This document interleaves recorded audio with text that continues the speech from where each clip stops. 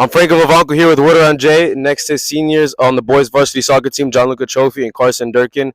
Gianluca, I'd like to start off with you. A very hard-fought 1-1 draw against rivals. Players on that team that you personally know very well. How did it feel to get a goal, such an important goal, against such a hard-working team like Arlington? It felt amazing. I was like a 4-game goal drought for me or a 3-game goal drought, so good to get back on the score sheet. And I knew as soon as Kyle played me that ball that I was going to score there. So Sounds good. Carson, obviously a rather, let's say, difficult first half, but your team came out in the second half and brought the game to Arlington. What did you tell your defense? How do you commend your defenders to lock down that final third? I just tell them to talk more, and like our outside guys, I tell them to drop because they like to play the balls on the back side of us. So that's what I do. So, you guys play against Arlington again next Saturday.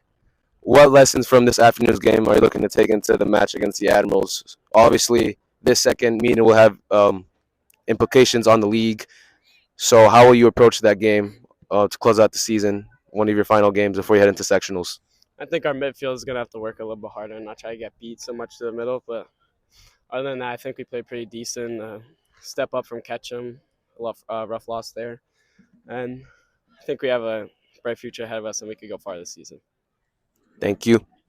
I'm Franco Vivanco here with Word Around Jay, next to the men of the match of the varsity boys soccer match against Arlington this afternoon, Mason and Amorim. Mason, how do you feel about your performance this afternoon? How do you feel you contributed to the team's draw against rivals Arlington? I don't want to say that we had a good game first half. We could have done a lot better playing balls over the top. We weren't playing the feet well, but second half, I feel like me, Uriel, and Seamus, we kind of pumped up our team a little bit. We got going and put it in the back of the net right there. So Obviously, before big games against rivals like Arlington, what do you tell yourself and your other players before stepping onto that field? don't be scared. It's just a fucking team. We're out here to play. We're out here to have fun.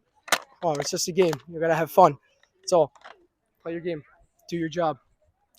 So, obviously, sectionals around the corner. Seeding at this point of the season is take a huge role. Each game matters. You want to get, obviously, as high of a seed as possible, secure home games. What do you think the next week means for you in those games against Goshen and Somers? What are you looking to see from your team in those next two matches? First, I want to say, those teams aren't as strong as Arlington, and I'm looking, get out of there with a little 3-0 swipe, and keep going. Stay third in the section. First and second is going to be hard.